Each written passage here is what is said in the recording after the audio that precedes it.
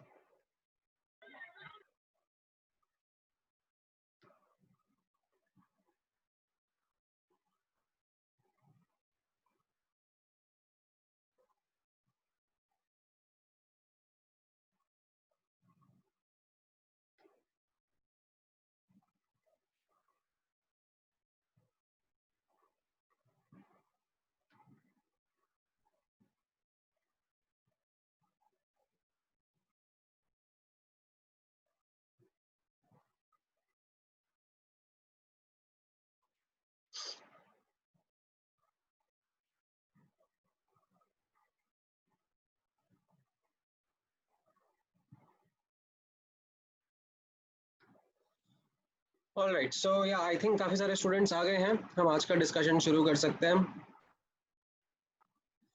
तो एक बार मैं क्विकली लास्ट क्लास का रिकैप करा देता हूँ कि हम लोगों ने लास्ट क्लास में क्या क्या देखा था। सो लास्ट क्लास में हम लोगों ने इलेक्ट्रोकेमिस्ट्री का चैप्टर स्टार्ट करा था। उसमें मैंने आपको आउटलाइन बताया था चैप्टर का कि हम लोग दो टाइप के सेल्स का डिस्कशन करेंगे। एक गैल्वेनिक सेल रहेगा और एक इलेक्ट्रोलिटिक सेल रहेगा। गैल्वेनिक सेल में हम लोग देखेंगे कि केमिकल रिएक्शन से कैसे करंट प्रोड्यूस होता है, एंड इलेक्ट्रोलिटिक सेल या फिर जो प्रोसेस ऑफ इलेक्ट्रोलिसिस होता है उसमें कैसे हम लोग external source of current use करके केमिकल रिएक्शन कराएंगे। देन हम लोगों ने गैल्वेनिक सेल के ऊपर पढ़ना स्टार्ट किया था, एंड सबसे पहले मैंने आपको उसके कंस्ट्रक्शन, उसकी वर्किंग के बारे में समझाना चाहा था कि एक गैल्वेनिक सेल काम कैसे करता है। तो हमने ये समझा था कि एक मेटल और आयंस जब कांटेक्ट में आते हैं तो उनकी टेंडेंसी हो सकती है टू गिव इलेक्ट्रॉन और टू टेक इलेक्ट्रॉन। ठीक है, वो टेंडेंसी डिपेंड करती है element to element. It's a fundamental property of an element. Now if we want to use that tendency जहां पर इलेक्ट्रॉन दिया या लिया जा रहा है, तो हमें एक प्रॉपर डिजाइन ऑफ सेल करना पड़ेगा जिससे हम लोग करंट एक्सट्रैक्ट कर सके। तो मैंने सबसे पहले आपको एक पुअर डिजाइन बताया था जो कि वर्क नहीं करता है, एंड देन उसके बाद मैंने आपको एक वर्किंग डिजाइन बताया था कि किस तरीके से हम लोग ऑक्सीडेशन हाफ और रिडक्शन हाफ को अलग अलग कंपार्टमेंट्स में करके इलेक्ट्रॉन के फ्लोज को यूज कर सकते हैं। राइट, एंड उसमें मैंने एक additional extra information salt bridge के फॉर्म में आपको बताया था कि सॉल्ट ब्रिज कैसे होता है। देन इसमें मैंने आपको बोला था दैट आपको याद रखना है कि किस तरीके से करंट फ्लो कर रहा है, कहाँ से कहाँ जा रहा है, इलेक्ट्रॉन्स कैसे जा रहे हैं, आयंस कैसे मूव हो रहे हैं। ये सारे इंपॉर्टेंट पॉइंट्स हैं जो कि आपको ध्यान में रखने रहेंगे। ठीक है, एंड इनका रट्टा मत लगाना। ठीक है, ऐसा नहीं है कि आप रट्टा लगा के इनका काम चला लोगे। अगर आप आज रट्टा लगाओगे तो आप 2 दिन बाद भूल जाओगे, क्योंकि एनोड कैथोड मतलब ये सब बहुत कंफ्यूजिंग टर्म्स होते हैं। तो गलती से भी अगर याद नहीं रहा, एनोड की जगह कैथोड कर दिया तो आंसर गड़बड़ हो जाता है। तो इसमें रट्टा ऐसे ब्लाइंडली नहीं लगेगा, आपको इस चीज को समझ के ही याद रखना पड़ेगा। मतलब एंड इसमें बेस्ट तरीका जो मैंने पाया है वो ऐसा होता है कि आप इसको किसी और को समझाने की कोशिश करो, तो आपको एक्चुअली समझ में आ जाएगा कि कॉन्सेप्चुअली आपको वर्किंग समझ में आया कि नहीं आया। जैसे होता है ना कि मैं स्टेटमेंट्स रट्टा मारूं, एक तो है कि मेरे को ये चीजें याद रखनी है, तो मैं क्या करूंगा, एक तरीका कि चलो मैं इनका रट्टा मार लेता हूँ। बट रट्टा मारने से बेटर होगा कि आप लोग एक बार ये पूरा सेल खुद से कंस्ट्रक्ट करो और एक्सप्लेन करो। ठीक है, किसी और को एक्सप्लेन करो, आपके घर पे कोई छोटा भाई बहन होगा, उसको लेके बैठ जाओ, भले वो आप लोगों को सुनेगा नहीं, सुनेगी नहीं, बट किसी को तो पकड़ो एंड इसको एक्सप्लेन करने की कोशिश करो।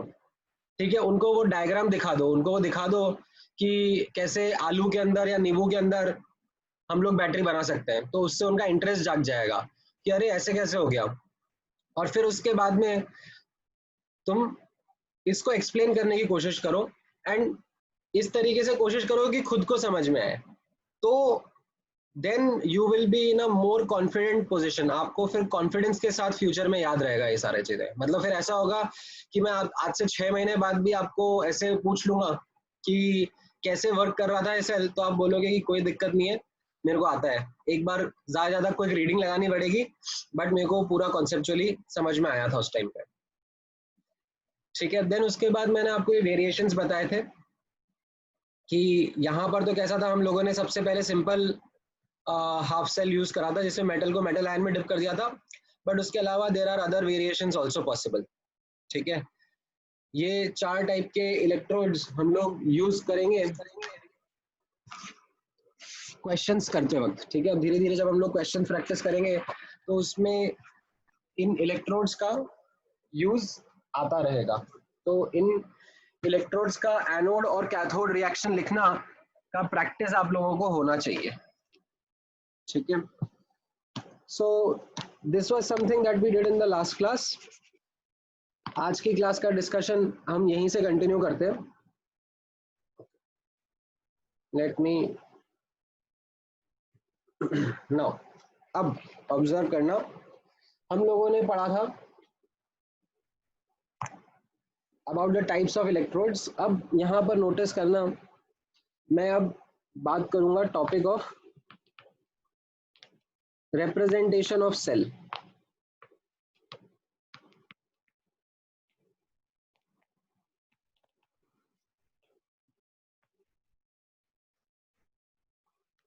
ठीक है, और I should say short representation of cell. ठीक है, मान लो फ्यूचर में मुझे आपको कोई सेल के बारे में बताना है, ठीक है, तो क्या हर बार मैं ऐसे पूरा डायग्राम बना बना के बताऊंगा? मतलब मान लो कि मैं एक सेल आपको बताना चाह रहा हूं और उस सेल में एनोड में कैसा है ये रिएक्शन होना है, जिंक जो है वो ऑक्सीडाइज होना है। ठीक है, एंड कैथोड पर मान लो हाइड्रोजन आयंस का रिडक्शन होके H2 गैस बनना है। ठीक है, ये हमारा metal metal soluble salt electrode है और ये गैस आयन इलेक्ट्रोड है। ठीक है, इन दोनों को मैं कंबाइन करके एक सेल बनाना चाह रहा हूँ। ठीक है, पर वो सेल अब मेरे को आपको बताना है, तो मैं क्या बार बार ऐसे ड्रॉ करके बताऊंगा कि ये देखो ये जिंक है, ये जिंक 2+ आयन है, फिर यहाँ से हाइड्रोजन गैस आ रही है, ये H+ आयन का सोल्यूशन है, इसमें प्लैटिनम का इलेक्ट्रोड लगा रखा है, फिर इनको कनेक्ट कर दूंगा, सॉल्ट ब्रिज लगा दूंगा। बार बार ये सब चीजें करके दूंगा क्या मैं? बहुत टाइम वेस्ट हो जाएगा, बहुत जगह वेस्ट हो जाएगी। तो इस सब से बचने के लिए क्या करा गया है, एक रिप्रेजेंटेशन वाला सिस्टम बना दिया है कि आपको अगर किसी सेल को रिप्रेजेंट करना है तो उसको हम लोग कैसे शॉर्ट फॉर्म में लिख सकते हैं। ठीक है, तो यहाँ पर नोटिस करना, जो कल सेल मैं आपको बता रहा था, ठीक है, उसको हम लोग क्या बोलते हैं, डैनियल सेल बोलते हैं। उसका नाम होता है जिंक और कॉपर वाला जो सेल मैंने कल डिस्कस किया था, ऐसे जिंक रॉड है एंड जिंक 2+ का सोल्यूशन है, ठीक है, एंड कॉपर रॉड है, कॉपर 2+ का सोल्यूशन है, ठीक है। ये इसको हम लोग शॉर्ट में कैसे लिखते हैं, यहाँ पर नोटिस करना, ये वाला साइड एनोड था, ये वाला साइड कैथोड था, ठीक है। इसको हम लोग शॉर्ट में कैसे लिखते हैं, शॉर्ट में इसका रिप्रेजेंटेशन कुछ इस तरीके से लिखने को आएगा, ZnS, फिर उसके बाद vertical bar, then Zn2+ aqueous, ठीक है। फिर उसकी कॉन्सेंट्रेशन मेंशन कर देंगे, 1 मोलर है, 0.1 मोलर है, 0.2 मोलर है, जितना भी कॉन्सेंट्रेशन होगा। फिर उसके बाद डबल वर्टिकल बार, ये डबल वर्टिकल बार रिप्रेजेंट करेगा सॉल्ट ब्रिज। फिर कैथोड लिखेंगे, कैथोड साइड में कॉपर 2+ आयंस है एंड कॉपर का इलेक्ट्रोड है, तो ये इसका रिप्रेजेंटेशन हो गया, ठीक है। अब ये मैंने कैसे लिखा, इसको मैं डिटेल में छोटे छोटे स्टेप्स में आपको बताता हूँ। तो यहाँ पर ऑब्जर्व करना क्या क्या पॉइंट है। सबसे पहले नोटिस करना, एनोड लेफ्ट हैंड साइड पे लिखा जाता है और कैथोड राइट हैंड साइड पे। Anode is written on left hand side while cathode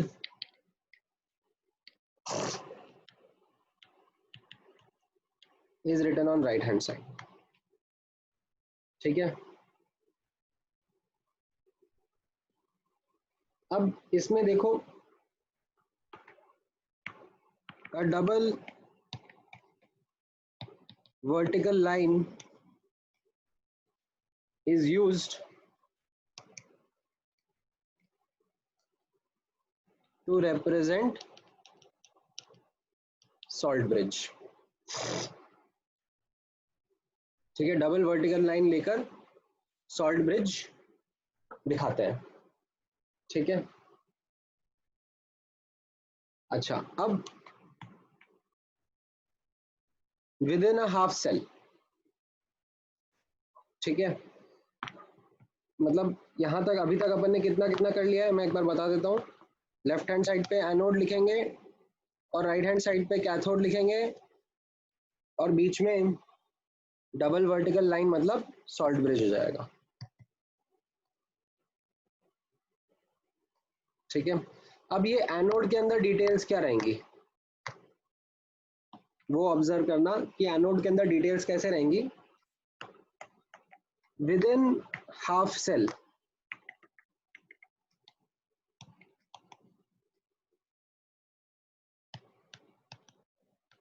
different phases, ठीक है। फेजेस मतलब solid liquid gas, solid aqueous, aqueous या फिर लिक्विड यू कैन से, या गैस, आर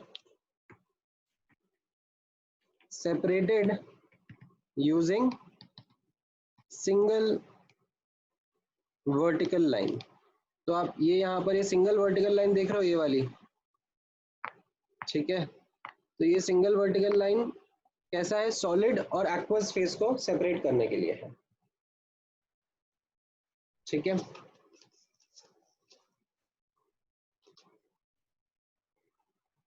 अच्छा, अगर सेम फेज में ही मल्टीपल स्पीशीज हो, while species in the same phase are separated using comma, ठीक है। अगर मान लो एक्वस फेज में ही दो स्पीशीज हैं, जैसे अगर आपको याद हो तो पिछली क्लास में मैंने रिडॉक्स इलेक्ट्रोड बताया था, तो उसमें कैसा हो रहा था, Fe3+ ion and Fe2+ ion दोनों एक्वस सोल्यूशन में ही था, ठीक है। तो क्या है, अब दोनों स्पीशीज जो है वो सेम ही फेज में, तो उनके बीच में फिर वर्टिकल लाइन नहीं डालेंगे, बस एक कॉमा डाल देंगे, ठीक है। मैं अभी कुछ एग्जांपल्स के थ्रू एक्सप्लेन भी करता हूँ। देन इसके बाद नोटिस करना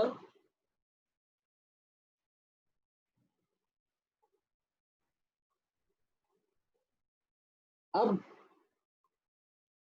जो भी स्पीशीज हम जिस ऑर्डर में लिखेंगे लेफ्ट टू राइट, ठीक है, वो रिप्रेजेंट करेगा the direction of reaction in the half cell. ठीक है, तो यहां पर ऑब्जर्व करना ये statement, the written order left to right, the written order left to right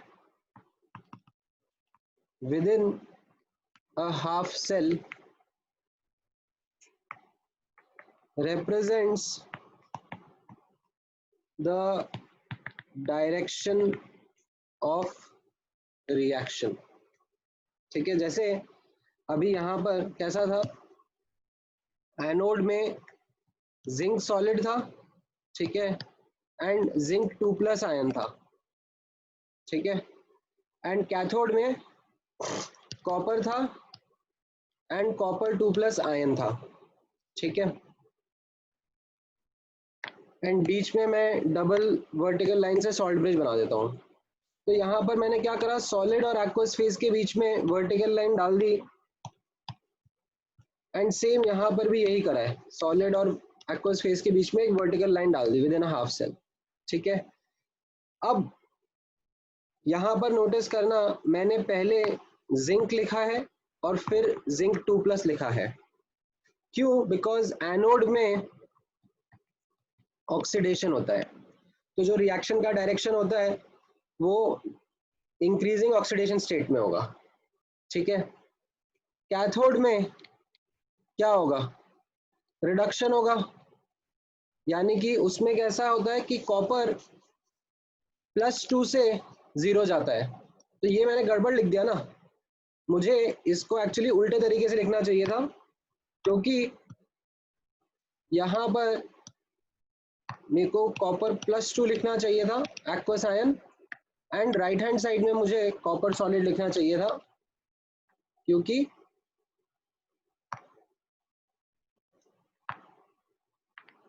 यहाँ पर रिडक्शन हो रहा है, +2 से ये 0 में जा रहा है। Left to right represents the direction in which the reaction happens।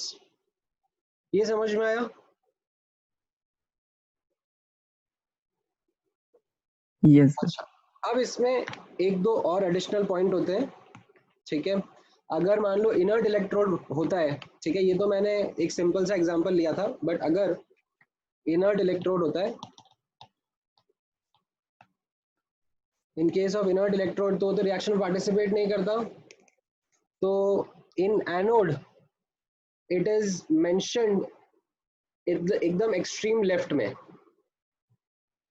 In anode it's mentioned on the extreme left, while in cathode it's mentioned in extreme right।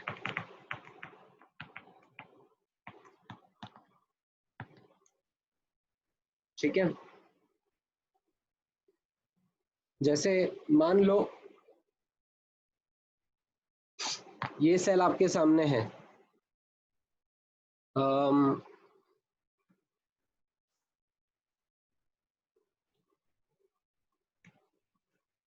ठीक है, H2 गैस, H+ आयन, ठीक है, and यहाँ पर कैसा रहेगा, ये platinum का इनर्ट इलेक्ट्रोड रहेगा, है ना, एंड दूसरी तरफ है Cl2 गैस,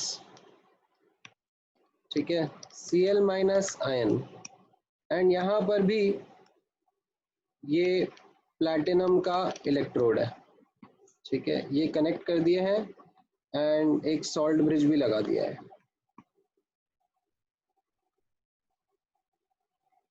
तो अब मैं इसको कैसे रिप्रेजेंट करूंगा, ये एनोड है और ये कैथोड है। तो सबसे पहले तो मैं क्या करूंगा, double vertical line salt bridge represent करेगा। अब एनोड की साइड पर, एनोड की साइड पर क्या क्या है, एनोड की साइड पर एक H2 गैस है, एक H प्लस एक्वस है और एक प्लैटिनम का इलेक्ट्रोड है। तो सबसे पहले तो platinum solid left hand side पे लिखेंगे, ठीक है, एक्सट्रीम लेफ्ट पे लिखेंगे। फिर यहाँ पर एनोड पर ऑक्सीडेशन हो रहा है। ऑक्सीडेशन में अब मैं H2 से H प्लस जाऊंगा या H प्लस से H2 जाऊंगा? H2 से H प्लस। H2 से H प्लस जाएंगे, परफेक्ट। तो फिर मैं यहाँ पे लिखूंगा पहले H2 गैस, ठीक है, और फिर उसके बाद में एक और वर्टिकल लाइन क्योंकि अभी फेज चेंज हो रहा है, तो यहाँ लिखूंगा H प्लस एक्वस, ठीक है। अब इस तरफ नोटिस करना कैथोड में, तो ये एनोड वाला हो गया मेरा, ठीक है। यहाँ पर अब मैं दिख रहा है कि 0 से +1 जा रहा हूँ, ठीक है। अब कैथोड वाली साइड में देखना, कैथोड वाली साइड में मेरे पास में क्लोरीन गैस है, Cl माइनस आयंस है एंड प्लैटिनम सॉलिड है। तो वापस से क्या करूंगा, सबसे राइट में तो प्लैटिनम सॉलिड डाल दूंगा क्योंकि इनर्ट इलेक्ट्रोड सबसे राइट में लिखना है कैथोड में। अब यहाँ पर मैं कैसे जा रहा हूँ, मतलब यहाँ पे रिडक्शन हो रहा है कैथोड पर, तो मैं Cl2 से Cl माइनस जा रहा हूँ या Cl माइनस से Cl2 जा रहा हूँ? Cl2 से Cl माइनस से Cl2 से Cl माइनस, तो यहाँ पर Cl2 गैस, फिर वर्टिकल लाइन, ठीक है, एंड Cl माइनस, ठीक है, फिर एक और वर्टिकल लाइन। तो यहाँ पे दिख जाएगा आपको कि 0 से -1 जा रहे हैं, रिडक्शन हो रहा है। तो इस तरीके से आपको ये सेल का रिप्रेजेंटेशन लिखना आया, ठीक है। अच्छा, एक और पॉइंट इसमें होता है, ठीक है, अभी के लिए इतना काम नहीं आएगा बट आगे फ्यूचर में बहुत इंपॉर्टेंट रहेगा। इन केस यहाँ पर डेटा मिलता है, ठीक है, ठीक है, डेटा मिलता है तो उसको भी मेंशन करना होता है। डेटा कैसा, गैस है तो उसका पार्शियल प्रेशर, ठीक है, partial pressure of gas, concentration of dissolved species should be mentioned, ठीक है, should be mentioned in brackets along with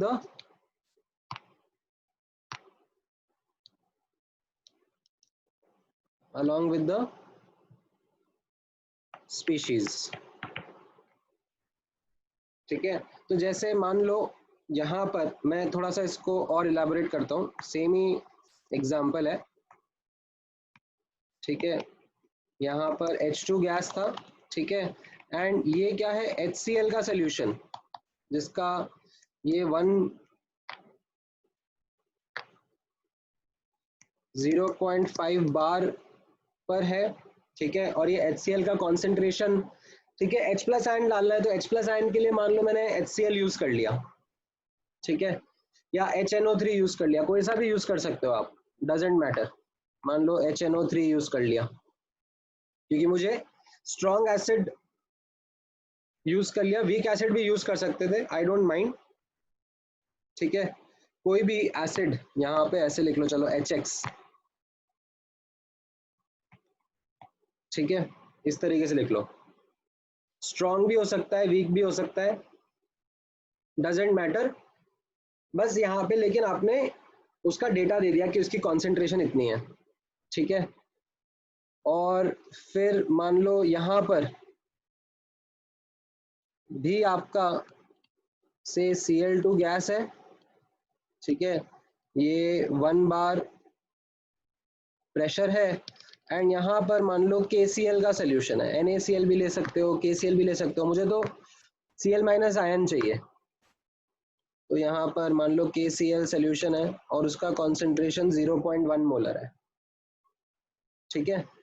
and बाकी ये सब ठीक है, ये प्लैटिनम इलेक्ट्रोड यहाँ पर भी है, प्लैटिनम इलेक्ट्रोड यहाँ पर भी है, और इनको ऐसे कनेक्ट कर दिया है, सॉल्ट ब्रिज भी बना दिया है, ठीक है। तो अब मैं इसको कैसे रिप्रेजेंट करूंगा, इसमें बस मैं थोड़ा सा डिटेलिंग ऐसे कर दूंगा, एनोड साइड पर H2 गैस 0.5 बार, ठीक है, उसका डिटेल उसके साथ में ब्रैकेट में लिख लूंगा मैं, ठीक है। सो प्लैटिनम सॉलिड H2 गैस 0.5 बार, ठीक है।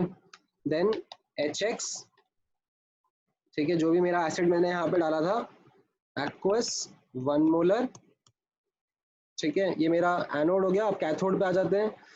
कैथोड पर Cl2 gas 1 bar, it is going, and ये यहाँ पर KCl एक्वस सोल्यूशन 0.1 मोलर, ठीक है, एंड ये प्लैटिनम सॉलिड, ठीक है। तो वो सेम ही था ऊपर जैसा, बस इतना मैंने यहाँ पर मेंशन कर दिया कि उनका क्या प्रेशर और क्या कॉन्सेंट्रेशंस है, ठीक है। ये कैसा है अभी तो आपको काम नहीं आएगा, बट बाद में जरूर काम आएगा जब मैं डेटा वगैरह देना शुरू करूंगा। अभी तो मैं खैर आपको सिर्फ सेल सेल के बारे में बता रहा हूँ, ठीक है। अच्छा, अब ऐसा है कि मैंने आपको पहले तो डायग्राम ड्रॉ करके दिखाया और फिर उसका रिप्रेजेंटेशन बता रहा हूं, ठीक है। अभी ऐसा होता है कि आपको ये समझ में आ गया, ठीक है। अगर आपको ये समझ में आ गया तो उसके बाद you should be in a position कि मैं कोई भी सेल का रिप्रेजेंटेशन लिखूं तो आप उसका हाफ रिएक्शंस और ओवरऑल रिएक्शन क्या होगा वो मुझे लिख के बता सकते हो, ठीक है। तो यहां पर ऑब्जर्व करना, you should be able to read the cell representation,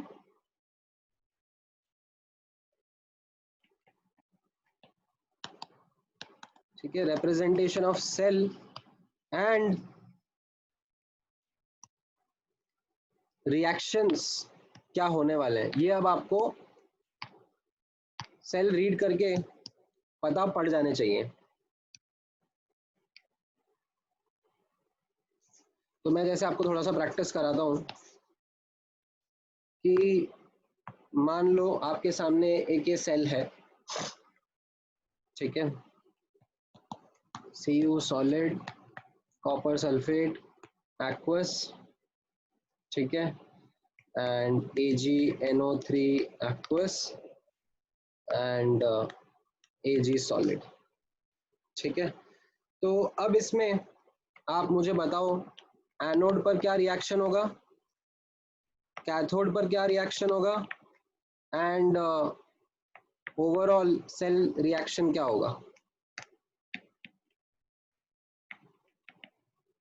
ठीक है। पहला एग्जांपल है, चलो पहला एग्जांपल मैं ही कर देता हूं आप लोगों के लिए। तो इसमें नोटिस करना, आपको सबसे पहली चीज तो ये आइडेंटिफाई करनी है कि ये कौन सा टाइप का हाफ सेल था, ठीक है।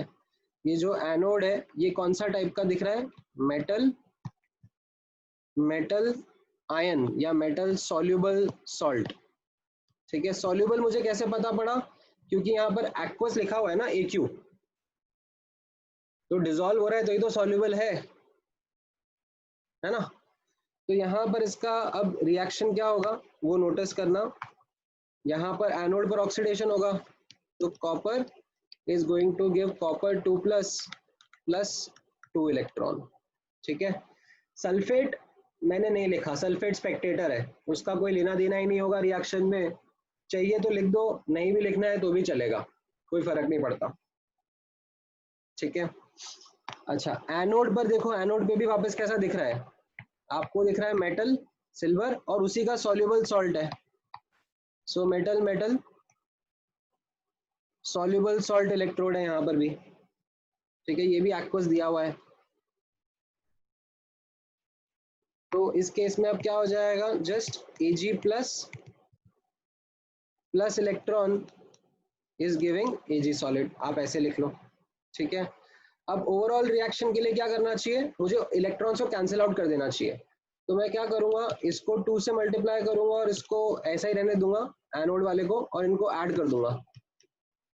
तो उससे क्या बन जाएगा मेरा overall reaction, 2 Ag plus aqueous plus copper solid is giving Cu2 plus aqueous plus 2Ag solid।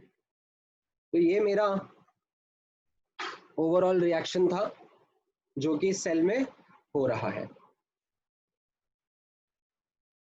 ये समझ में आया?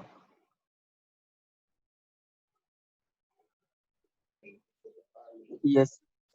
ठीक है, तो ये चीज में आपको अब धीरे धीरे मतलब ऐसा हो जाना चाहिए कि हाँ आपके सामने मैंने सेल का रिएक्शन लिख दिया, तो अभी आप लोगों को कोई दिक्कत नहीं आ रही है, मतलब सेल का रिप्रेजेंटेशन लिख दिया तो आप आइडेंटिफाई कर सकते हो कि उसमें क्या क्या रिएक्शन होंगे। ठीक है, तो आपकी थोड़ी सी प्रैक्टिस कराता हूँ मैं, तो शुरू हो जाते हैं। पहले इस वाले के ऊपर वर्क करो, चलो।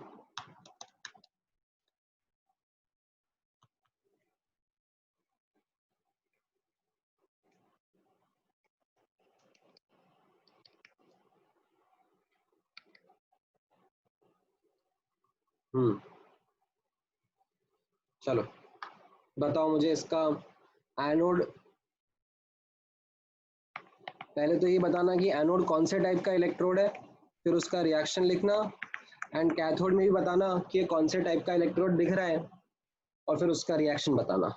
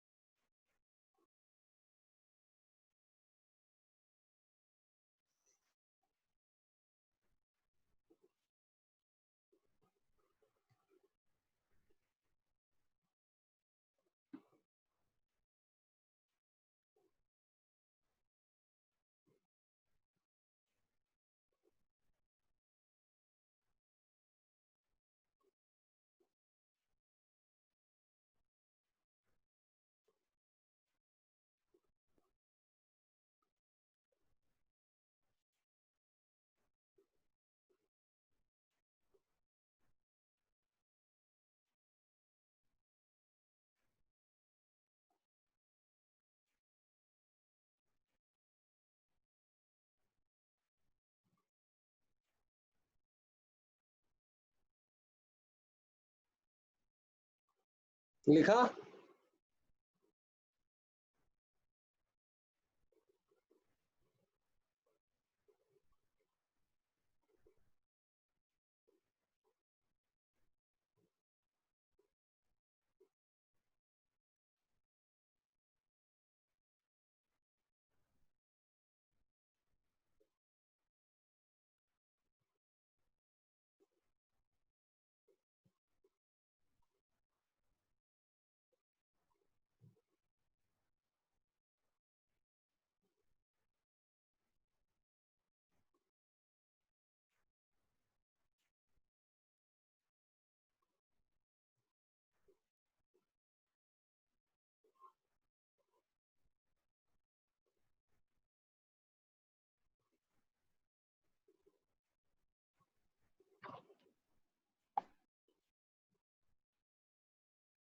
हाँ अंजलि, एनोड वाला राइट है एकदम आपका। तो ये आपका मेटल मेटल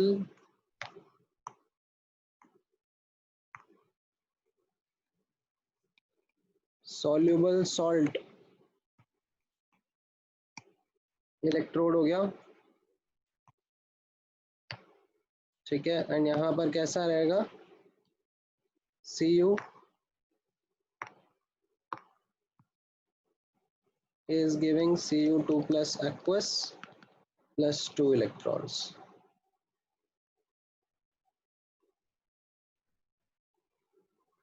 एंड कैथोड पर भी आपने थोड़ा सा एरर कर दिया अंजलि।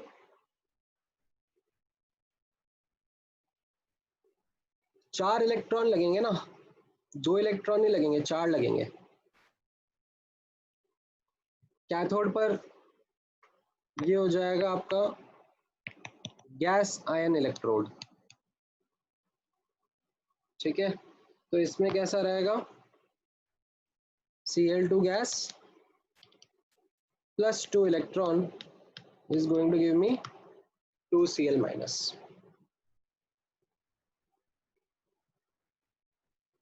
ठीक है।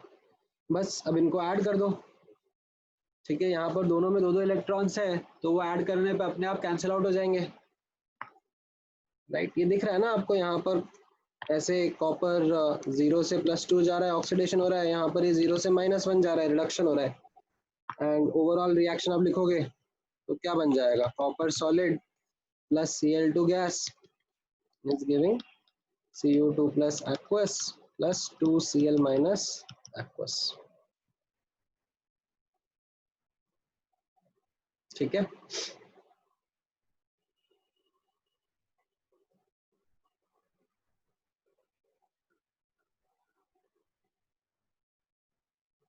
समझ में आया ये?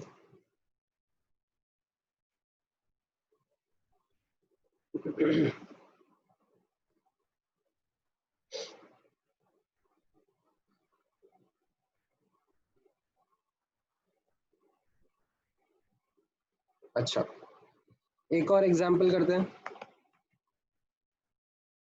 ठीक है। इसमें यहाँ पर नोटिस करना, ये मैं एक इम्पॉर्टेंट एग्जांपल करा रहा हूँ ताकि आप लोगों को अंतर समझ में आए। देखो, Ag सॉलिड, ठीक है, AgCl सॉलिड, KCl aqueous, ठीक है, then AgNO3 aqueous, Ag solid, मान लो ये लिखा हुआ है। अब आप बताओ, एक अटेम्प्ट लो चलो अपनी तरफ से, अगर आप लोगों को समझ में आता है तो अच्छी बात है, ट्राई करके बताओ मुझे।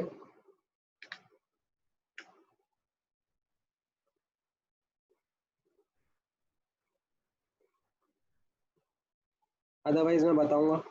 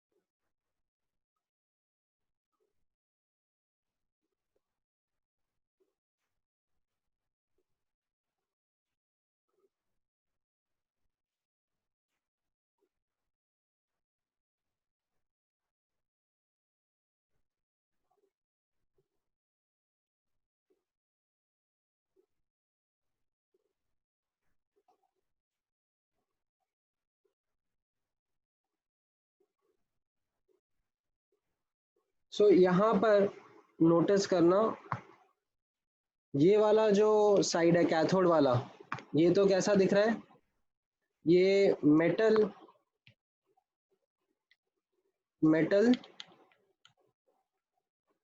सॉल्युबल सॉल्ट इलेक्ट्रोड दिख रहा है। सॉल्युबल कैसे पता पड़ा मुझे, क्योंकि यहाँ पर ये एक्वस लिखा हुआ है, ठीक है। एंड ये एनोड वाली साइड पे देखना, this is metal insoluble salt electrode. ये इनसॉल्युबल कैसे पता पड़ा मुझे, क्योंकि यहाँ पर आप नोटिस करना, ये जो मेटल का सॉल्ट दिया हुआ है वो सॉलिड दिया हुआ है, ठीक है। अच्छा, अब मेरा आपसे रिक्वेस्ट रहेगा, ठीक है, कि लास्ट क्लास के नोट्स उठाओ, ठीक है, और उसमें देखो कि मैंने मेटल इनसॉल्युबल का रिएक्शन एज एनोड क्या लिखा था, एंड मेटल सॉल्युबल का रिएक्शन एज कैथोड क्या लिखा था। देख के बताओ, ठीक है, खुद से देखो एक बार, तभी सीखोगे।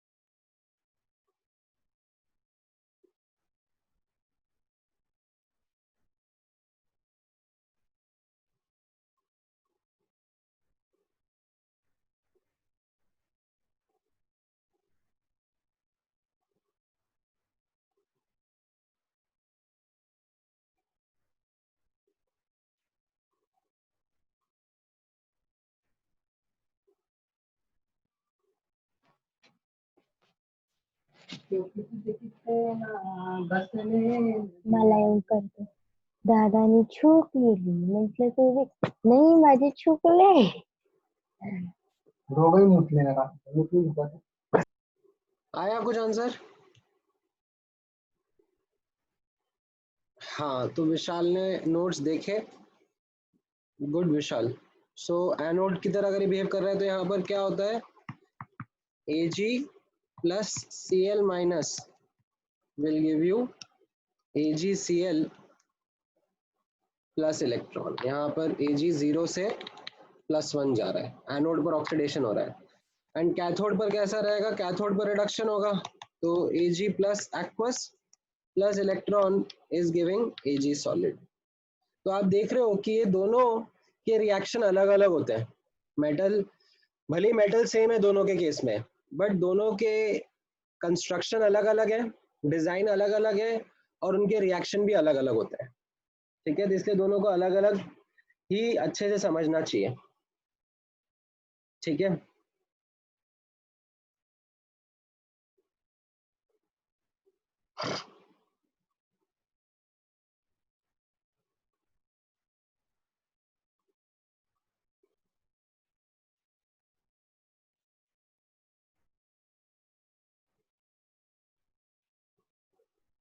अब इन दोनों को ऐड कर दो ताकि ओवरऑल रिएक्शन मिल जाएगा।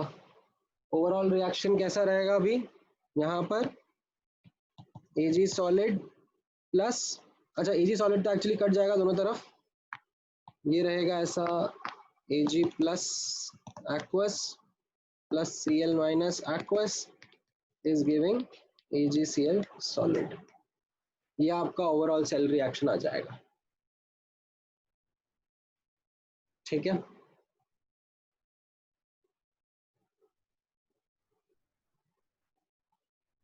तो इस तरीके से आपको सेल का रिप्रेजेंटेशंस लिखना आना चाहिए। चलो एक और एग्जांपल करा देता हूं मैं, देखो ये आपको समझ में आ रहा है तो।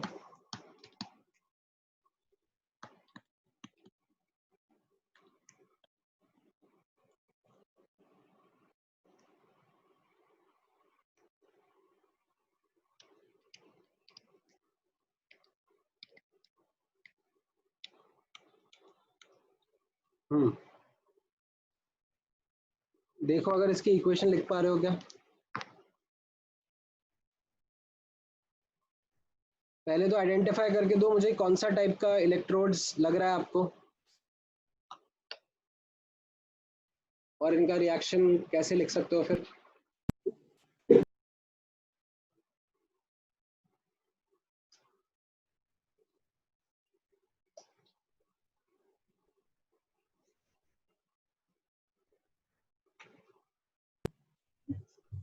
Rate of electrode and solid soluble electrode.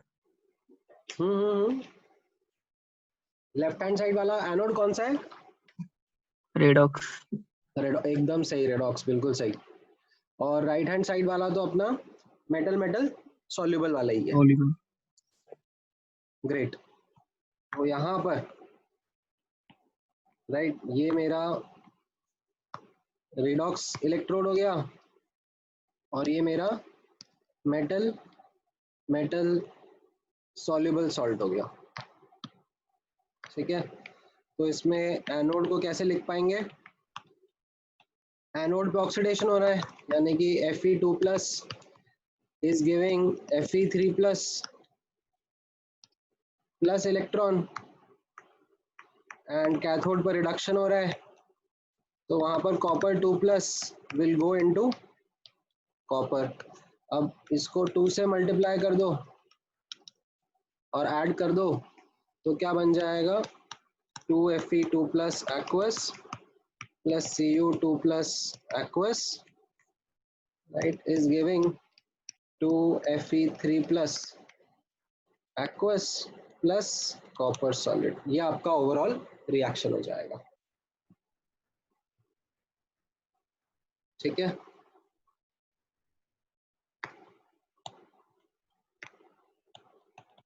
Right, समझ में आया? Yes, sir. ठीक है, तो आई थिंक एक बेसिक आइडिया आपको लगने लग गया है कि अगर आपके सामने कोई ऐसा सेल लिख के आ जाए तो अब अपन को वो सेल रीड करना आता है। ठीक है, अपने को ऐसा नहीं लगेगा कि ये क्या चीज है। ठीक है,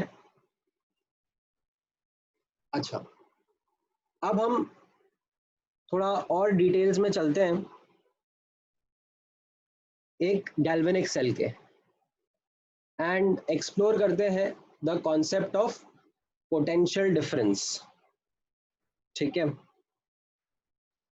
अब what is this concept of potential difference? क्योंकि जैसे आपने देखा होगा कि जब आप घर पे ऐसे छोटा पेंसिल सेल यूज करते हो तो उस पे लिखा होता है ना कि वो कितने वोल्ट का है। तो जैसे घर पे छोटा पेंसिल सेल टिपिकली 1.1 वोल्ट का रहता है, राइट, 1.1 का रहेगा, या फिर डिपेंड करता है, जो 5-5 वोल्ट के भी आते हैं थोड़े मोटे वाले, अगर आप में से किसी ने ऐसे यूज करे हो कभी, तो that voltage, how is that concept to be understood, वो अब हम यहाँ पर कवर करने की कोशिश करते हैं। ठीक है, तो नेक्स्ट हेडिंग देखना, next heading will be electrode potential and cell potential.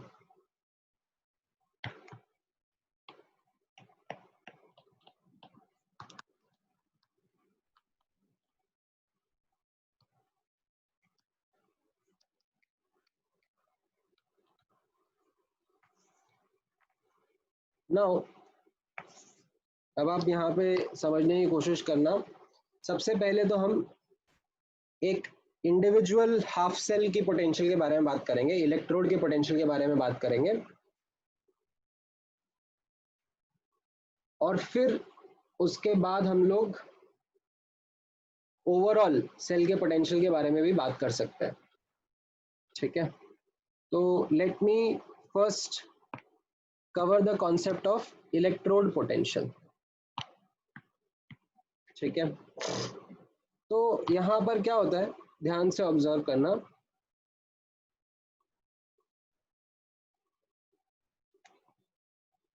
जब भी हम लोग एक किसी इंडिविजुअल इलेक्ट्रोड के बारे में बात करते हैं, तो उस इंडिविजुअल इलेक्ट्रोड पे, ठीक है, मैं एक simple metal soluble salt electrode से स्टार्ट कर रहा हूँ। से metal soluble salt electrode has a double layer of charge present in it। ठीक है, ये double layer of charge present in it क्या होगा यहाँ पर नोटिस करना। हो सकता है कि कोई इलेक्ट्रोड एनोड की तरह बिहेव कर रहा हो। अगर एनोड की तरह बिहेव कर रहा था तो उसमें कैसा था, दैट इलेक्ट्रोड के ऊपर नेगेटिव चार्ज अक्यूमुलेट हो रहा था और उसके अराउंड सॉल्यूशन के अंदर पॉजिटिव चार्ज प्रेजेंट रहेगा। ठीक है, सिमिलरली अगर कैथोड की तरह बिहेव कर रहा होगा, ठीक है, कोई इलेक्ट्रोड अगर कैथोड की तरह बिहेव कर रहा होगा तो उसमें हमने नोटिस किया था कि इलेक्ट्रोड के ऊपर पॉजिटिव चार्ज रहता है और उसके अराउंड सॉल्यूशन में नेगेटिव चार्ज प्रेजेंट रहेगा।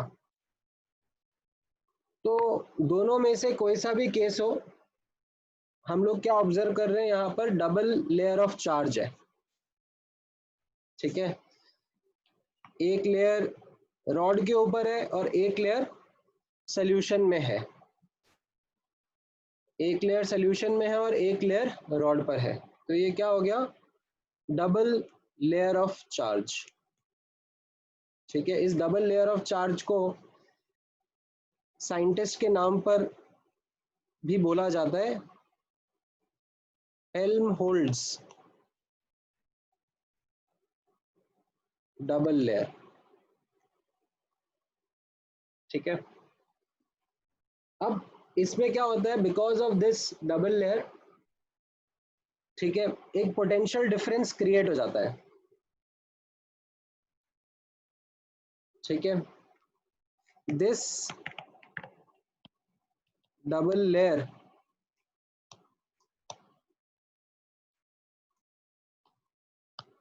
results in a potential difference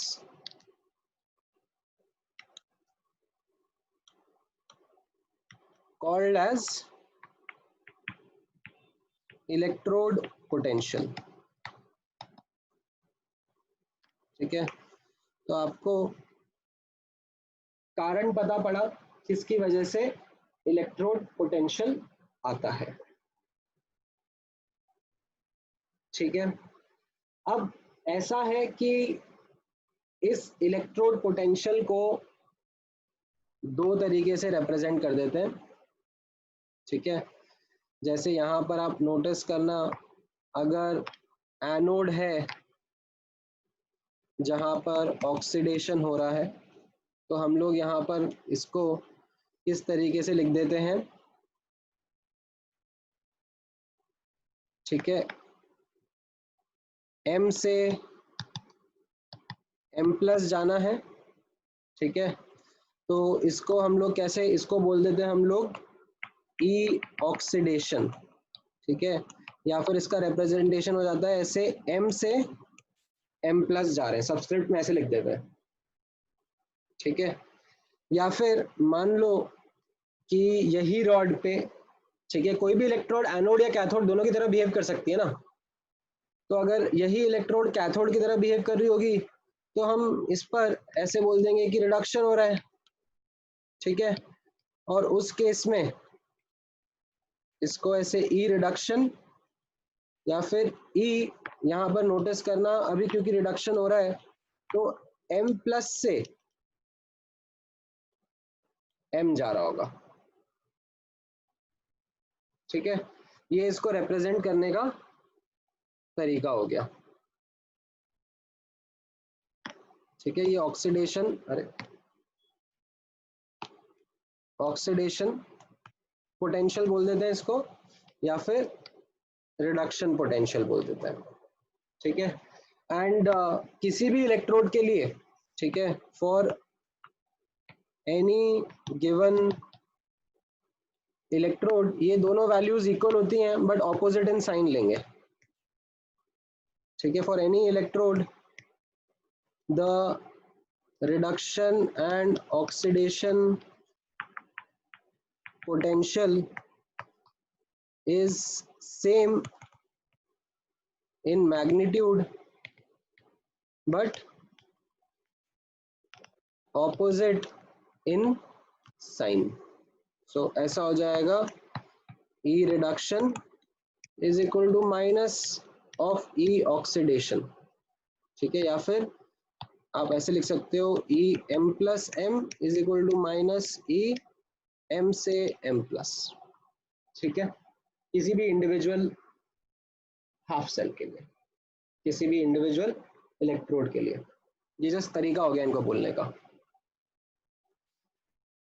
हम लोग ज्यादातर रिडक्शन पोटेंशियल के ऊपर फोकस करेंगे, ये हमारे लिए ज्यादा, जो हमें डेटा मिलता है ना, मतलब आप लोग देखोगे तो आप लोगों को डेटा टिपिकली इसी का मिलेगा, रिडक्शन पोटेंशियल का।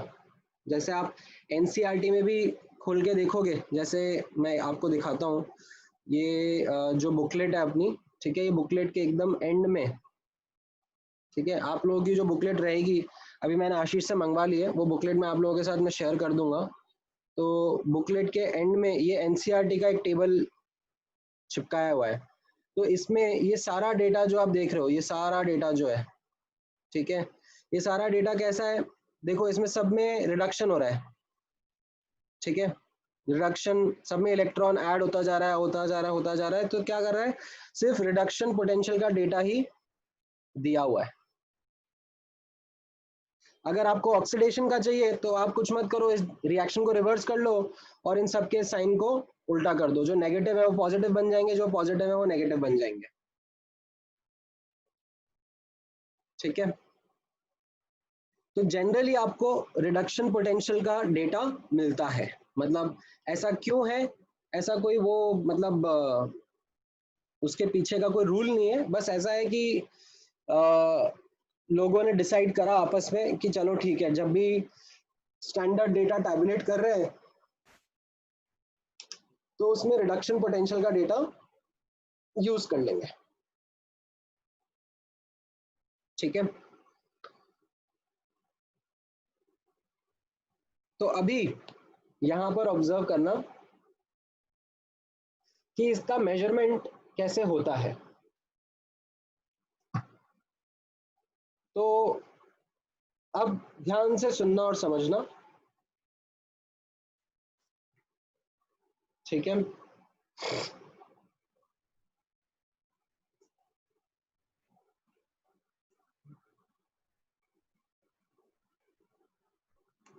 ये जो इंडिविजुअल हाफ सेल है, ठीक है, मैं इसको यहाँ पर नोट करके आपको लिखाता हूँ, यहाँ पर देखना, electrode potential can not be measured directly. ठीक है, electrode potential of a half cell, मैं यहाँ पे लिखता हूँ ऐसे, यहाँ पर electrode potential of a half cell cannot be measured experimentally or you can say directly.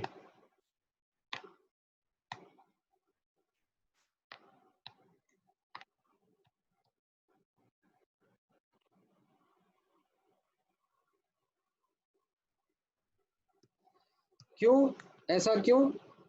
मतलब आप ऐसे देखो ना कि ये हाफ सेल है, ठीक है, आपने मान लो जिंक लिया और जिंक के आयंस को यहाँ पे डिप करा, ठीक है, तो यहाँ पर क्या हो जाएगा, मतलब एक इक्विलिब्रियम आ जाएगा,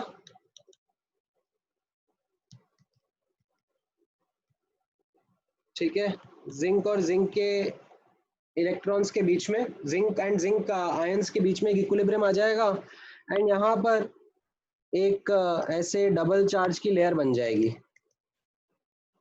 ठीक है।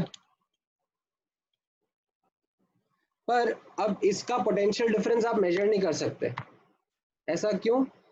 मतलब आप ऐसा नहीं कर सकते कि यहाँ पर आपने एक डिवाइस लिया और वो डिवाइस को आपने, क्या होता है, वोल्टमीटर होता है, तो उसका एक एंड एक रॉड यहाँ पे डिप करा और एक वायर यहाँ पे लगाया और फिर उसका मेजरमेंट ले रहे हो, कुछ होगा ही नहीं, क्योंकि यहाँ पर इलेक्ट्रॉन्स का फ्लो ही नहीं हो रहा है, इक्विलिब्रियम आ गया है और वो इंटरफेस पे ही आ गया है, ठीक है, वो इलेक्ट्रॉन्स वोल्टामीटर के थ्रू जाएंगे ही नहीं। तो आप यहाँ पर पोटेंशियल डिफरेंस मेजर ही नहीं कर सकते एक इंडिविजुअल हाफ सेल का, ठीक है, पर आप एक ओवरऑल सेल का पोटेंशियल डिफरेंस मेजर कर सकते हो, ठीक है। Cell potential of a full cell, ठीक है, complete cell can be measured experimentally, ठीक है, एक फुल सेल का आप मेजरमेंट जरूर कर सकते हो। क्यों? क्योंकि उस केस में कैसा होगा, उस केस में हम लोग इलेक्ट्रॉन्स को फ्लो करवा पा रहे हैं, ठीक है, इस केस में हम लोग इलेक्ट्रॉन्स को यहाँ पर फ्लो करवा पा रहे हैं ना, तो यहाँ पर मैं अगर एक डिवाइस लगा दूंगा, ठीक है, तो वो मेरे लिए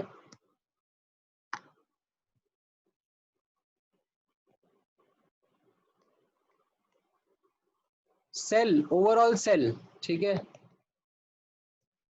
सेल पोटेंशियल निकाल देगा।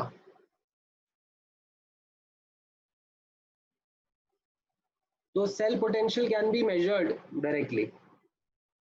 अब यहां पर नोटिस करना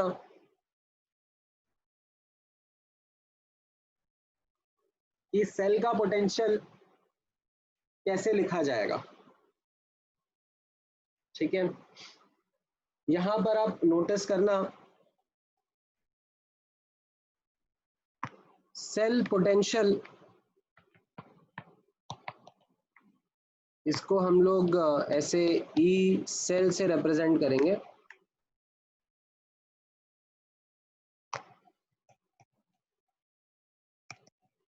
is a combination of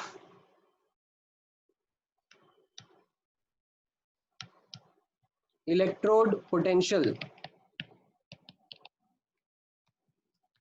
of its half cells,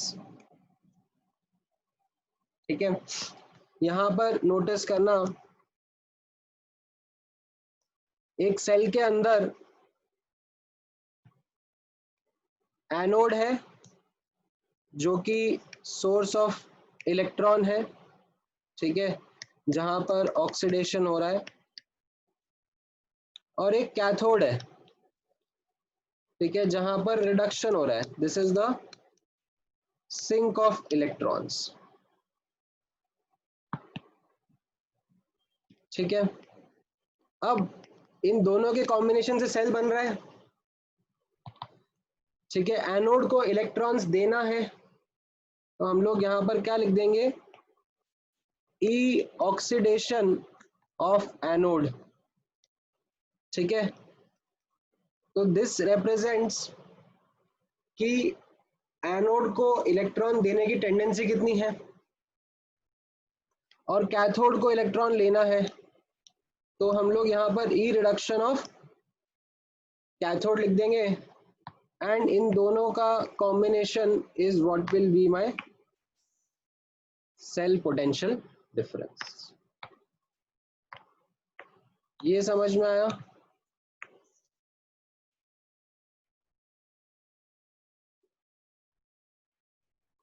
yes sir. अब इसमें नोटिस करना, ठीक है, बिकॉज जनरली कैसा होगा, रिडक्शन पोटेंशियल का डेटा मिलता है। Generally reduction potential data is given, तो मैं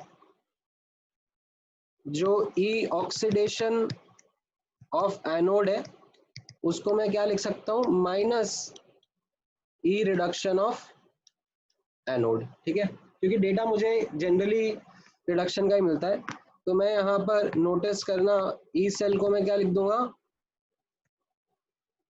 ई रिडक्शन कैथोड, और ये जो एनोड का था ऑक्सीडेशन वाला उसको नेगेटिव साइन लगा के माइनस ई रिडक्शन एनोड, ऐसे भी लिख सकता हूँ। ठीक है, सेम ही चीज है, बट क्योंकि डेटा आपको जनरली रिडक्शन का मिलता है, रिडक्शन पोटेंशियल का, तो आप इस तरीके से इसको यूज कर सकते हो। ठीक है,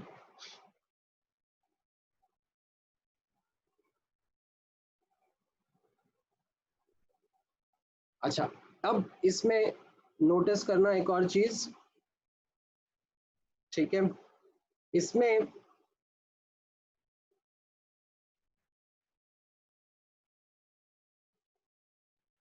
नोटिस करना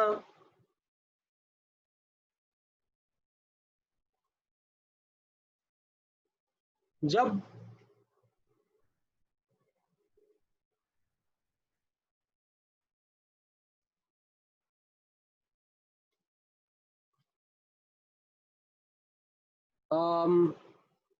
स्टैंडर्ड डेटा आपको मिलेगा। ठीक है, यहां पर नोटिस करना अंडर स्टैंडर्ड स्टेट कंडीशन। ठीक है, under standard state condition, standard state ये आपने थर्मोडायनेमिक्स में पढ़ा होगा कि स्टैंडर्ड स्टेट का मीनिंग क्या होता है। तो स्टैंडर्ड स्टेट का मीनिंग होता है अगर गैसेज हैं तो इसका मतलब उनका पार्शियल प्रेशर होना चाहिए 1 बार। ठीक है, अगर एक्वस या डिजॉल्व स्पीशीज है तो उनका मोलर कॉन्सेंट्रेशन होना चाहिए 1 मोलर।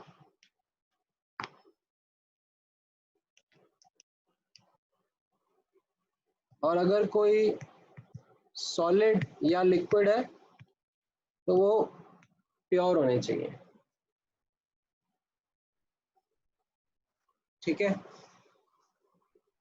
तो अगर इस केस में कोई सेल है, जैसे अभी मैंने आपको डेटा दिया था पार्शियल प्रेशर या कॉन्सेंट्रेशन का, तो उसमें गैस है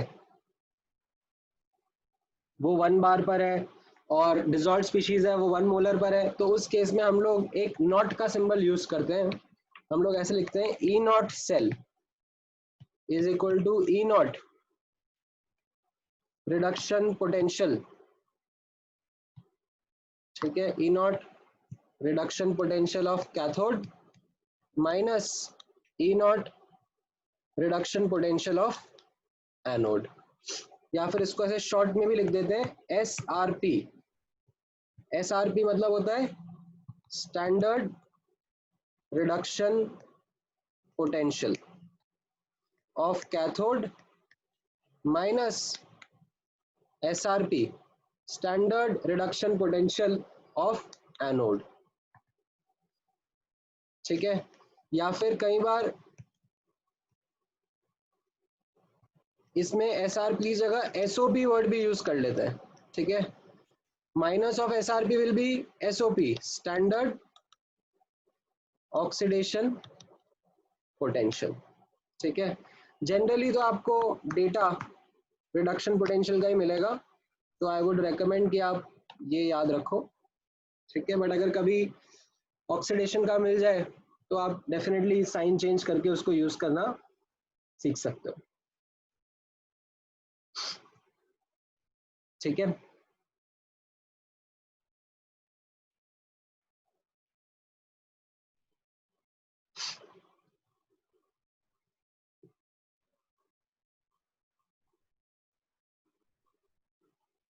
सो आई थिंक इतना क्लियर है।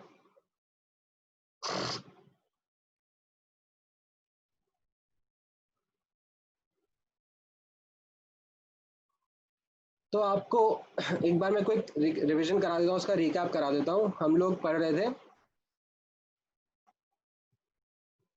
इलेक्ट्रोड पोटेंशियल के बारे में, तो उसमें मैंने आपको बताया कि इलेक्ट्रोड पोटेंशियल आता क्यों है, because of this double charge layer electrode potential आता है। ये मैंने आपको पहली चीज बताई।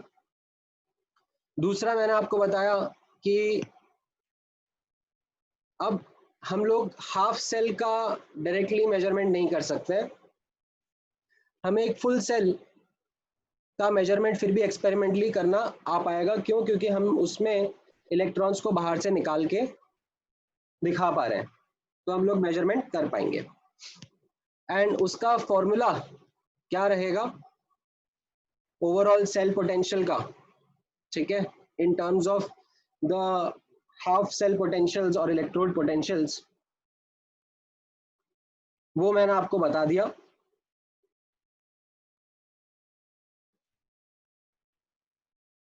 that this will be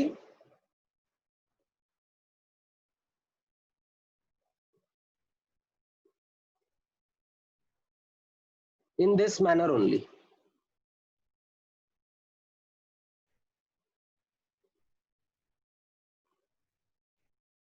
ठीक है,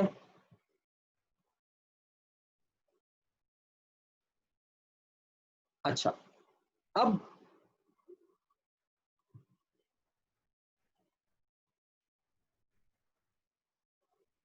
जैसे आपको ये समझ में आया है,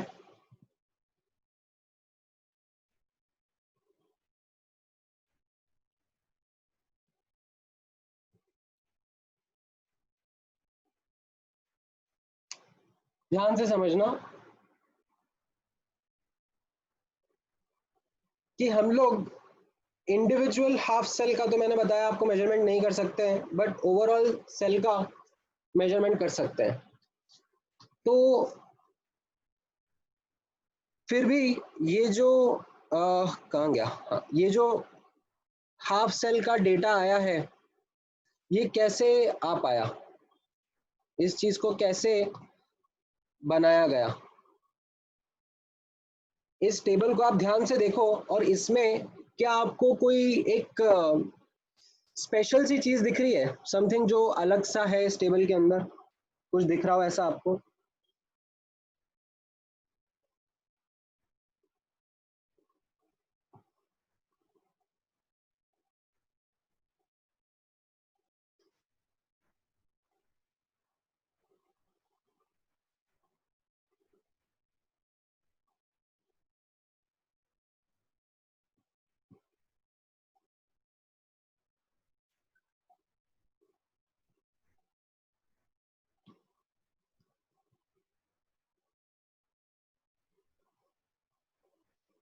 देखो जरा, नोटिस करो।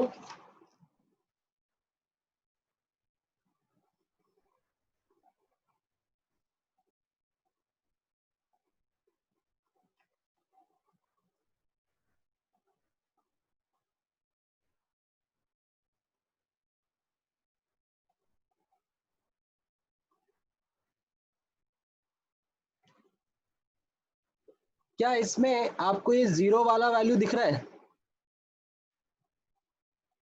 कुछ वैल्यूज पॉजिटिव है, कुछ वैल्यूज नेगेटिव है, बट ये जीरो वाला वैल्यू दिख रहा है, बोल्ड बना के रखा हुआ है।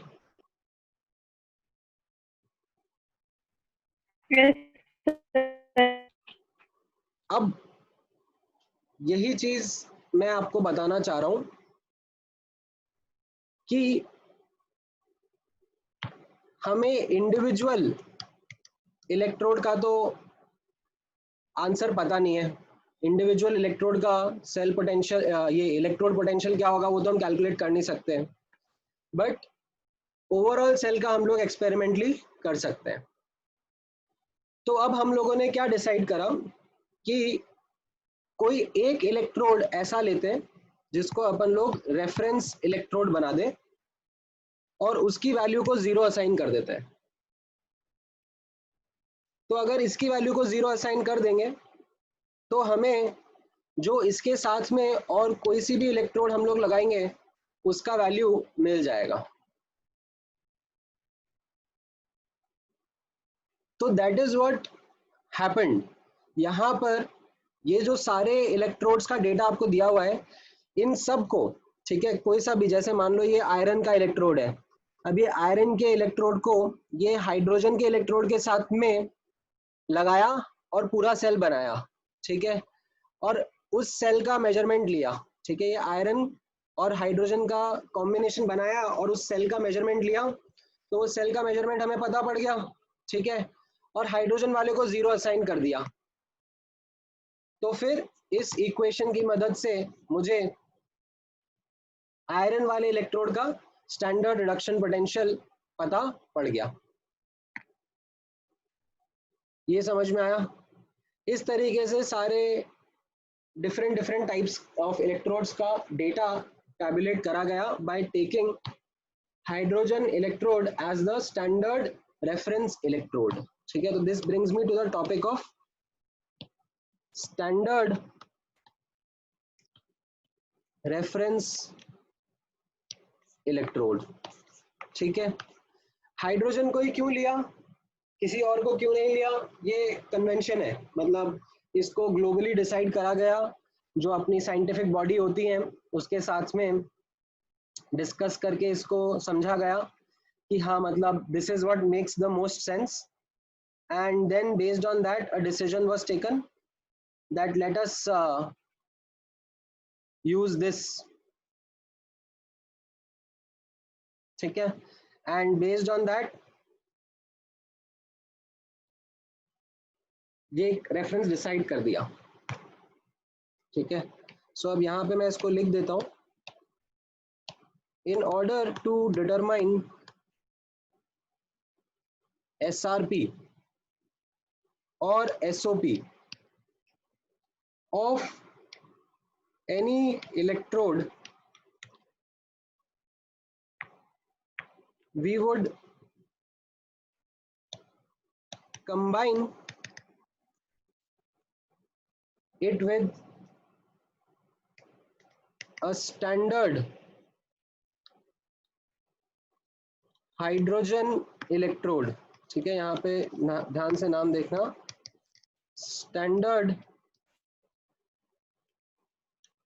हाइड्रोजन इलेक्ट्रोड, इसका शॉर्ट नेम हो जाएगा SHE, शी,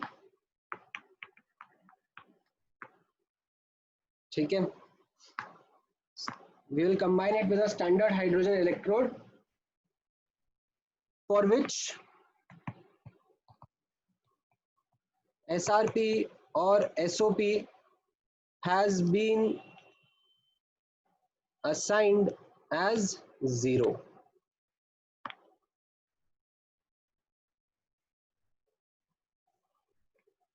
ठीक है। तो ये हमारा स्टैंडर्ड रेफरेंस इलेक्ट्रोड हो गया। तो जैसे, मतलब मैं आपको बताता हूं, for example measure E0 Zn2 plus Zn, ठीक है, ये मुझे मेजर करना है यूजिंग SHE, तो मैं क्या करूंगा, इस इलेक्ट्रोड को, ठीक है, इस इलेक्ट्रोड को अटैच करके रखूंगा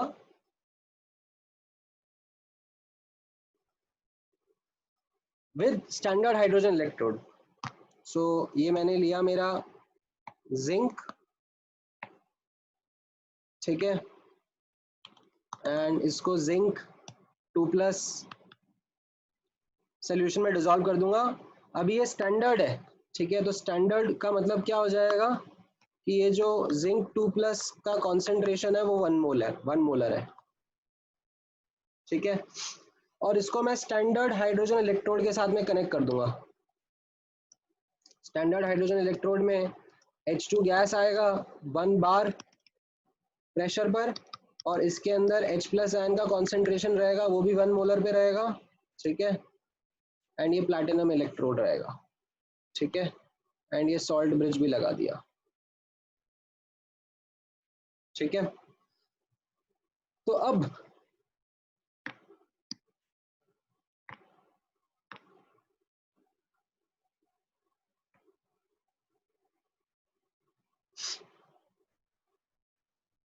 इसका मैंने मेजरमेंट लिया, ठीक है। अच्छा, इसमें अब एनोड कौन सा होगा और कैथोड कैसा होगा वो मुझे पहले से नहीं पता, ठीक है, मुझे कोई आइडिया नहीं है एनोड कौन सा है कैथोड कौन सा है, ठीक है, which is anode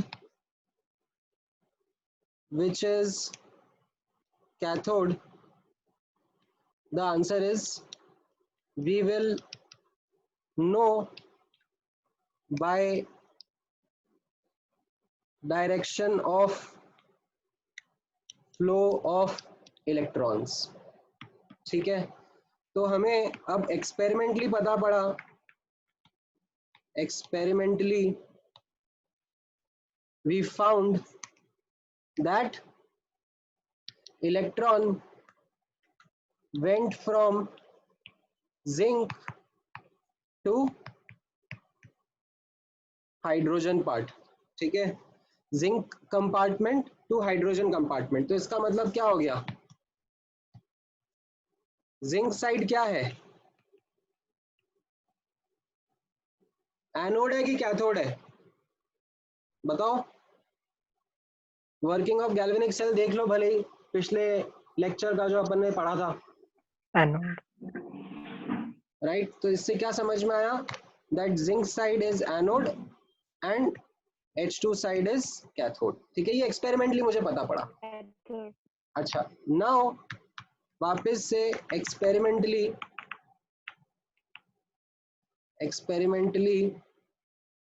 device major करा, ठीक है, we found that E naught cell was 0.76 volt, ठीक है, ये एक्सपेरिमेंटली निकाला।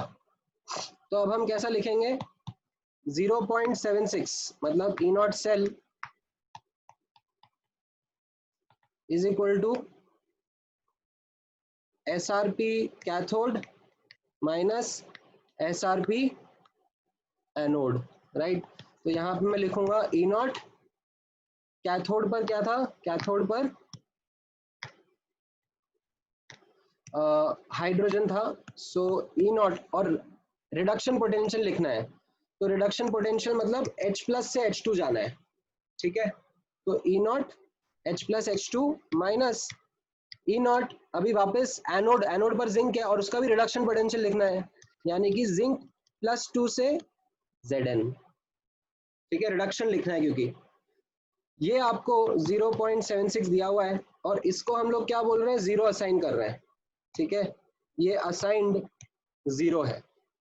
तो इसका मतलब यहाँ पर नोटिस करना, ई नॉट Zn2 + Zn जो SRP है वो कितना आ जाएगा, -0.76 वोल्ट, और इसको अब हम लोग टेबल में लिख देंगे। तो यहाँ पे आप देखना, नोटिस करना, ये टेबल में ये जिंक वाला वैल्यू इस तरीके से यहाँ पर लिखने में आया है, ठीक है, ये समझ में आया।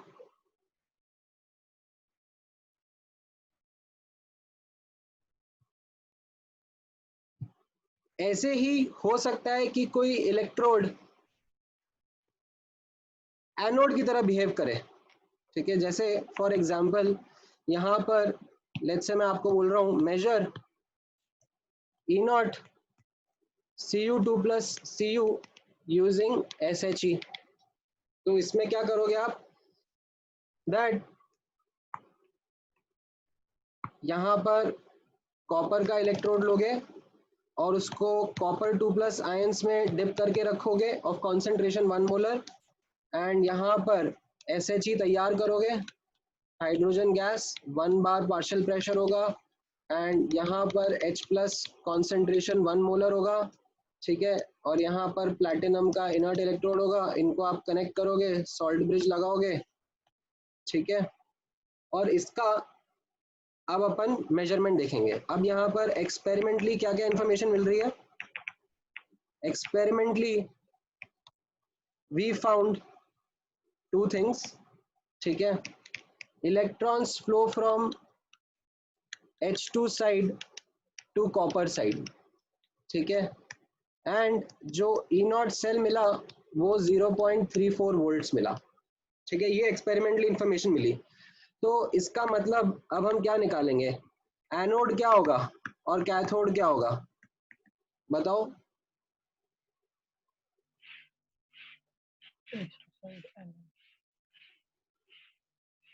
कौन सा एनोड रहेगा इस बार, H2 साइड, थोड़ा तेज बोलो, दोबारा बोलो।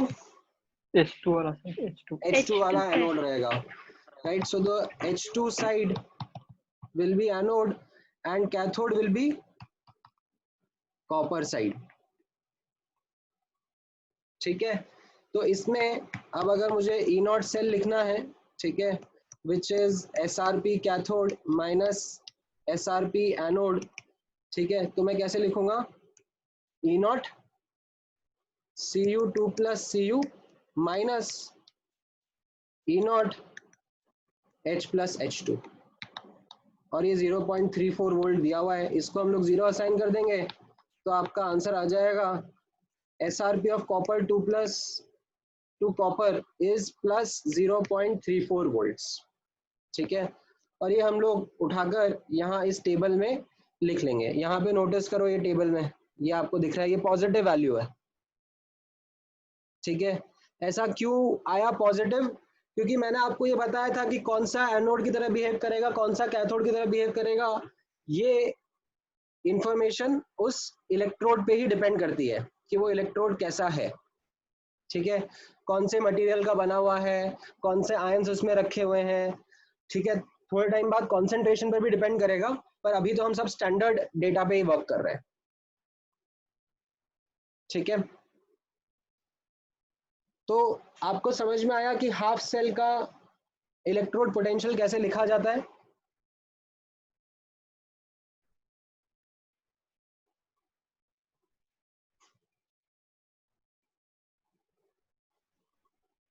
So now based on this आप कुछ क्वेश्चंस अब आंसर कर सकते हो based on this particular data, ठीक है, based on this information that I had shared with you, ठीक है। तो let me ask you some questions based on this, and let's see if you are able to get an answer to them, ठीक है।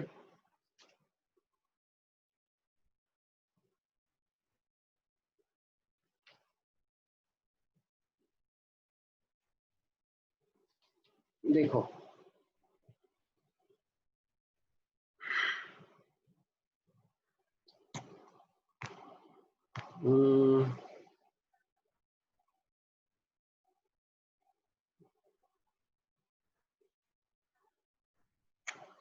Let me, मैं ये medical वाला booklet एक बार देखता हूँ पहले। मैं इंजीनियरिंग वाले बुकलेट में से एक दो सवाल आपको करा के दिखाता हूँ,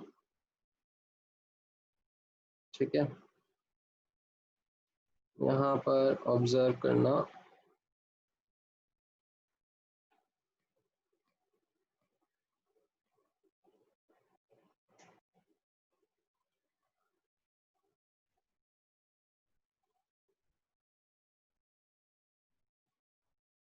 ये 3 सवाल, चलो ये 3 सवाल ट्राई करते हैं।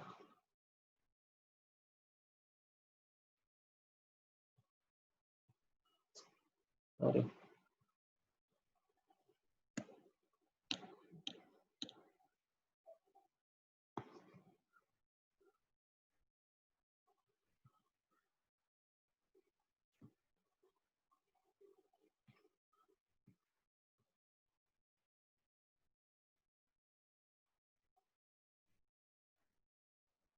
हम्म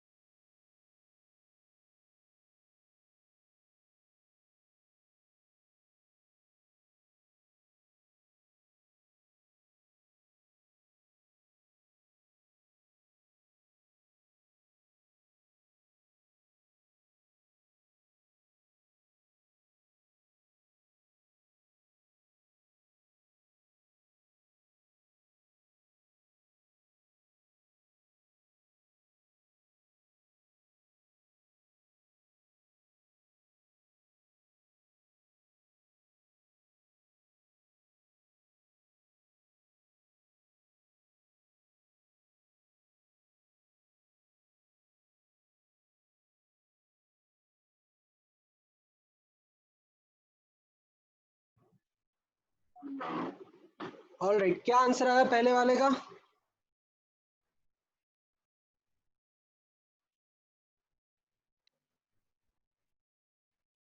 ट्वेंटी सेवन का डी एकदम सही अंजलि।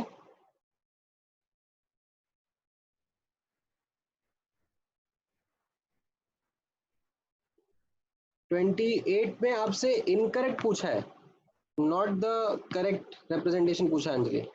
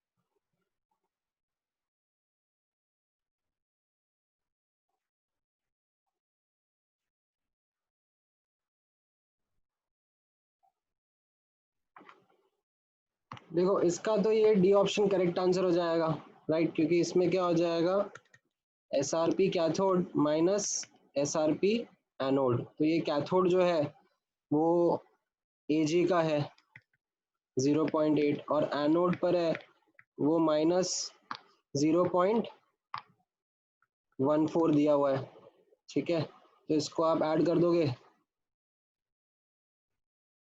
ये माइनस माइनस पॉजिटिव बन जाएगा, तो इससे आपका आंसर 0.94 आ जाएगा, है ना। एंड यहाँ पर 28th में, राइट, कैसा होता है, SRP cathode minus SRP anode, तो ये सही है, ठीक है। अब माइनस रिडक्शन पोटेंशियल को आप प्लस ऑक्सीडेशन पोटेंशियल बोल सकते हो, तो वो भी सही है। एंड इसी तरीके से यहाँ पर रिडक्शन पोटेंशियल ऑफ कैथोड को माइनस ऑक्सीडेशन पोटेंशियल बोल सकते हो, तो जो गड़बड़ है वो बी ऑप्शन गड़बड़ है, ठीक है। Reduction potential of cathode minus reduction potential of anode होगा ना, तो अगर आप माइनस ऑक्सीडेशन पोटेंशियल करना चाह रहे हो तो माइनस को चेंज करके पॉजिटिव कर जाना पड़ेगा, ये समझ में आया।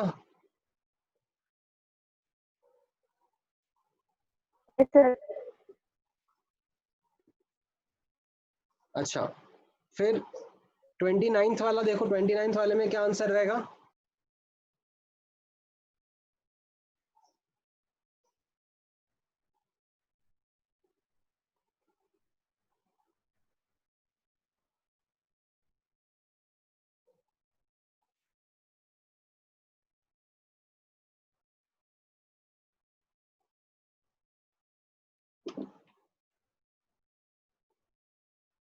ट्वेंटी नाइन्थ वाले में यहाँ पे आपके लिए एक इम्पॉर्टेंट लर्निंग की तरह मैं बता देता हूँ, ठीक है। लेसर SRP, ठीक है, एंड विद साइन बता रहा हूँ, मैग्नीट्यूड नहीं, with sign acts as anode, ठीक है। हायर SRP, ठीक है, एक्ट्स एज कैथोड, ये आपके लिए एक इम्पॉर्टेंट लर्निंग रहेगा। तो जैसे ये इलेक्ट्रोकेमिकल सीरीज था, ठीक है, मैं ये लेकर आ जाता हूँ वापस से यहाँ पर, इसमें, ठीक है, ये कैसा है, ऊपर SRP की वैल्यू ज्यादा है और नीचे SRP की वैल्यूज कम है, तो ये नीचे वाले एनोड की तरह एक्ट करेंगे और ऊपर वाले कैथोड की तरह एक्ट करेंगे। तो इनमें से कोई सा भी मैं कॉम्बिनेशन ले लूं, मान लो ये कॉपर का, ठीक है, कॉपर का कॉम्बिनेशन और ये सिल्वर का कॉम्बिनेशन ले लेते हैं, ठीक है, ये सिल्वर का कॉम्बिनेशन दिख रहा है आपको और ये कॉपर का कॉम्बिनेशन दिख रहा है। तो इसमें अब जिसका SRP कम है, किसका SRP कम है, कॉपर वाले का, तो वो एनोड की तरह एक्ट करेगा, और सिल्वर का SRP ज्यादा है तो वो कैथोड की तरह एक्ट करेगा, ठीक है। मान लो आप कॉपर और ये जिंक का कॉम्बिनेशन ले रहे हो, ये कॉपर यहाँ पर है और जिंक यहाँ पर है, ठीक है, तो किसका SRP कम है, साइन के साथ में नेगेटिव में है ना ये जिंक का, तो जिंक का SRP कम है तो जिंक एनोड की तरह बिहेव करेगा एंड कॉपर कैथोड की तरह बिहेव करेगा। तो जैसा मैं आपको बता रहा था कि कौन सा एनोड कौन सा कैथोड की तरह बिहेव करेगा, वो चीज हमें एक्सपेरिमेंटली पता पड़ती है और वो एक्सपेरिमेंट्स करके ये डेटा टेबल बना दिया गया है। तो इसमें से आप देख के बता सकते हो कि कौन सा कैथोड कौन सा एनोड की तरह बिहेव करेगा। तो यहाँ पर अब इन दोनों में से किसका SRP कम है, माइनस 0.44 का, तो वो एनोड की तरह बिहेव करेगा, ठीक है। तो ये मेरा ए ऑप्शन करेक्ट हो जाएगा, बाकी ये तीनों इनकरेक्ट हो जाएंगे। क्यों? क्योंकि एनोड जो होता है वो नेगेटिव टर्मिनल होता है, ठीक है, ये भी आप ध्यान रखना, मैंने बोला था एनोड नेगेटिव टर्मिनल होता है,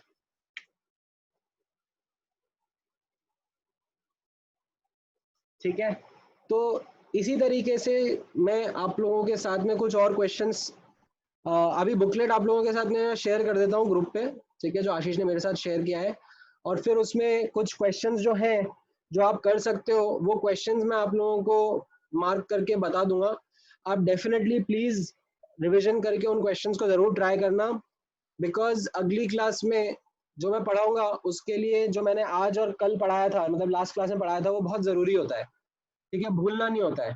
तो अभी हमारे पास क्या है, 3-4 दिन का गैप आ जाएगा अगली क्लास में, तो प्लीज़ रिविजन करना और वो होमवर्क करके ही आना,